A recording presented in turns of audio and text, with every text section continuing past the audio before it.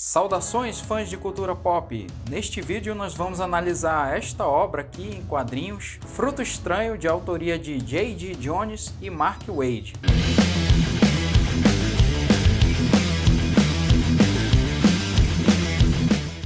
Então, continuando o review aqui, pessoal, mas antes eu queria fazer um pedido para vocês. Não se esqueçam de curtir esse vídeo, compartilhe também com seus amigos e também se inscrevam no canal, porque assim vocês estão dando uma força enorme pro nosso trabalho, e também assim você fica sabendo de quando entrar vídeos novos aqui no nosso canal. Esses dois autores são conhecidos da indústria dos quadrinhos. O J.D. Jones já trabalhou para DC, tem alguns trabalhos relevantes, sendo que eu acho que talvez o trabalho dele mais conhecido seja O Procurado, com o Mark Millar, obra que inclusive virou filme com a Angelina Jolie e o Morgan Freeman. E o Mark Waid é um escritor bastante conhecido dos quadrinhos. Já trabalhou para a Marvel, escrevendo o Capitão América numa fase que ficou bastante famosa. Já escreveu também o Demolidor, Wolverine, vários personagens. Já trabalhou bastante para DC também, escrevendo uma fase maravilhosa do Flash. Já trabalhou também com a Liga da Justiça, com Batman. A sua maior obra pela DC, que é o Reino do Amanhã. Então, são autores gabaritados. É uma publicação original do estúdio Boom, que é um estúdio menor, não tem grande destaque, mas que dá espaço para esses autores consagrados fazerem obras mais autorais. Essa revista é uma publicação da editora Mitos, aqui no Brasil, dentro da sua linha Prime Edition, que é uma linha mais luxuosa da Mitos, tanto que essa edição tem um acabamento gráfico lindíssimo, muito bem feito. É uma edição em capa dura. Ela tem um brilho bacana, assim, sem ser exagerado. Aqui na lombada tem o nome, né, do estúdio, Boom Studio, o nome o título, os autores, a logo da Mitos. Aqui na parte de trás tem algumas aqui informações sobre essa história, com uma imagem aqui, que é uma imagem tirada da própria história. Tem esse plásticozinho que vem para proteger, né, para não grudar a capa nessa primeira página. Aqui o título da história e aqui o crédito dos autores. No caso, essa história, o que acontece é o seguinte: ela se passa nessa data que houve um evento que foi a cheia do rio Mississippi, que acabou transbordando e destruindo várias cidades. E essa cidade de Chatterley foi uma das cidades ameaçadas pela cheia. Aqui já começa a parte da história.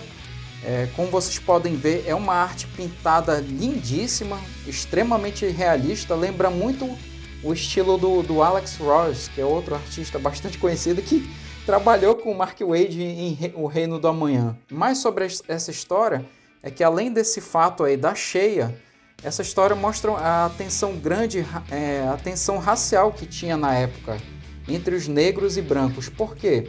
Porque o Mississippi, ele fazia parte dos Estados Confederados, que eram os estados que na Guerra Civil Americana eram a favor da manutenção da escravidão. No caso, eles queriam que os negros continuassem sendo escravos, enquanto os estados da União, da qual faziam parte o governo e que eram liderados pelo Abraham Lincoln, eles eram a favor do fim da escravidão e que os negros tivessem um trabalho assalariado, né? Recebessem pelo seu trabalho.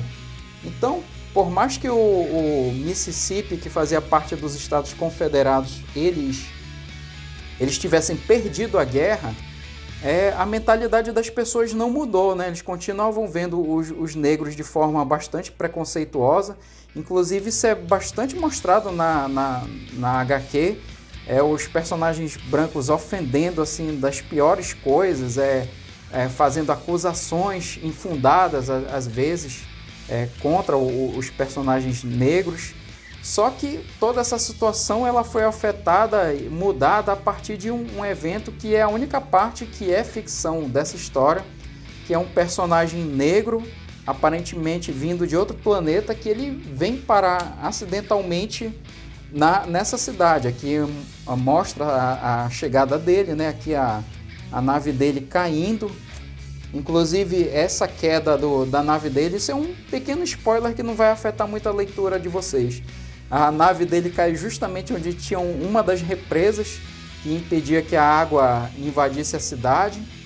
Então essa introdução desse personagem muda tudo, porque ninguém sabe de onde ele veio, e aí tinha essa grande tensão racial, e aí chega um personagem negro e super poderoso, porque ele chega chegando, né? Ele chega exatamente no momento que um dos personagens estava sendo perseguido pela clã, e aí chega justamente esse personagem que acaba salvando o personagem negro de ser linchado. É a partir da introdução desse personagem que a história muda totalmente, porque de um lado os personagens negros veem ele como um salvador, né, um cara que pode protegê-los, e os personagens brancos, né, que eram os opressores, se sentem ameaçados, que é um cara poderoso, aparece aqui um personagem atirando nele e não acontece nada e ele revida. Mas o que eu posso dizer dessa história é que, do ponto de vista assim de transportar o leitor para esse momento da história que aconteceu de verdade, da cheia do Mississippi, mostrar o desespero das pessoas que se viam suas propriedades e suas próprias vidas ameaçadas, essa parte, e também de mostrar como era a tensão racial e também de não aceitar, né, as novas regras da sociedade e do país, essa parte os autores eles foram muito felizes, eles acertaram em cheio.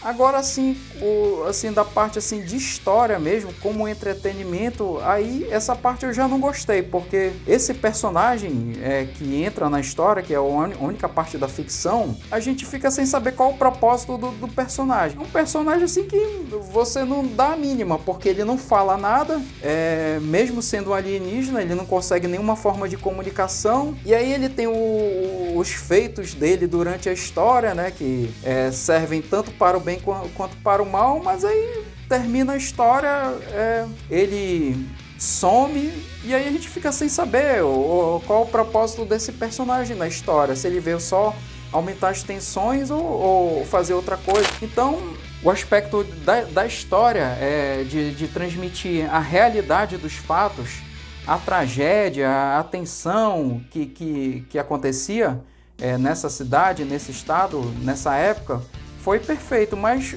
no quesito de entretenimento eu achei uma história assim muito, muito fraca, assim, você não cria nenhum tipo de simpatia com nenhum dos personagens, e eu acho que toda história precisa disso. O trabalho gráfico da Mythos está excelente, não tenho o que falar, a tradução também achei que está muito boa, mas a parte da história, até mesmo assim dos diálogos, eu achei que ficou muito a dever, o que é uma pena, porque a arte, como vocês estão vendo, é lindíssima, é um dos melhores trabalhos assim de arte pintada que eu já vi. Dá para ver assim que o J.D. Jones ele caprichou em cada quadro. Então, assim, a minha avaliação final é de que eu não recomendo essa obra, mesmo que você goste muito do Mark Waid ou da arte do J.D. Jones. Termino por aqui, espero que vocês tenham gostado. Se você tem interesse nesse título, espero que o vídeo tenha ajudado você a tomar a decisão de comprar ou não comprar.